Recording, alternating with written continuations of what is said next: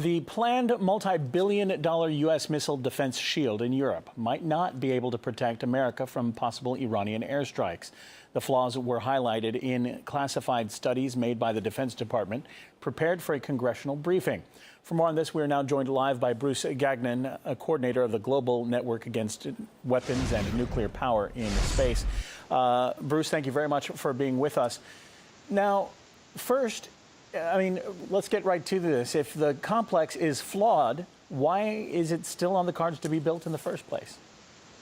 Well, first off, and most importantly, I don't think it was ever intended to protect against Iranian missiles, something, in fact, that do not even exist today. Iran has no nuclear weapons, nor do they have the capability to launch a missile all the way to the United States. So I think the so-called missile defense system, which in fact is a key part of U.S. first strike strategy, it's the shield to be used after the sword has lunged into the heart of Russian and Chinese nuclear forces. And clearly this missile defense system has always been about surrounding Russia and China. And that's why the math doesn't work when you look at having it protect against an Iranian system. Now, one of the flaws that has been mentioned is the actual location of the system in Romania and Poland, something that we all know that Russia has been voicing their concerns about. Can we expect any changes on the location issue? I don't think so. In fact, as NATO is expanding in its encirclement of Russia, I think we're only going to see more of these so-called, again, missile defense deployments into various NATO countries. So I think the ones in Poland and Romania, and now there's a radar going into Turkey, these are going to stay, but I think attempts are going to be made to put these systems into places like Georgia and other countries very close to the Russian borders, which in fact is only going to increase tensions between the United States and Russia, as is happening in China today, as the U.S. is encircling China with these same missile defense systems. The Aegis destroyers, the Navy destroyers that are outfitted with these missile defense interceptors, are going to be put into the Black Sea, the Baltic Sea, Mediterranean Sea, really increasing the encirclement of Russia in the years ahead.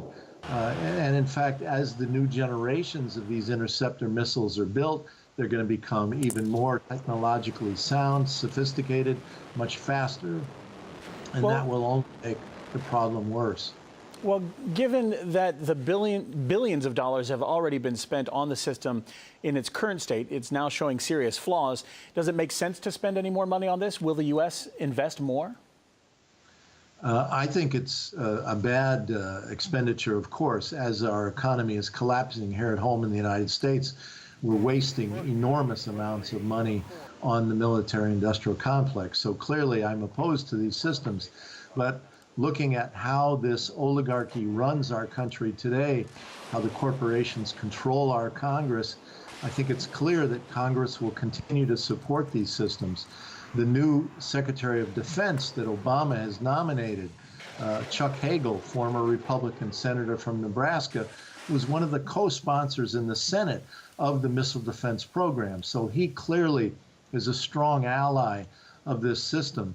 And I think that he is being brought into running the Pentagon partly because of that relationship. What we're seeing right now is some criticism from the Republicans about this particular system, but there's a competition going on for various missile defense projects. The Boeing Corporation has projects that the Bush administration favored. The Obama administration has favored ones that are being manufactured by Raytheon and General Dynamics. And so really, what little argument we see in the Congress is more about which corporations are going to get the big contracts in the years ahead. All right. Appreciate your thoughts on the subject. Bruce Gagnon, coordinator of the Global Network Against Weapons and Nuclear Power in Space. Thank you for your thoughts on the subject. Thank you.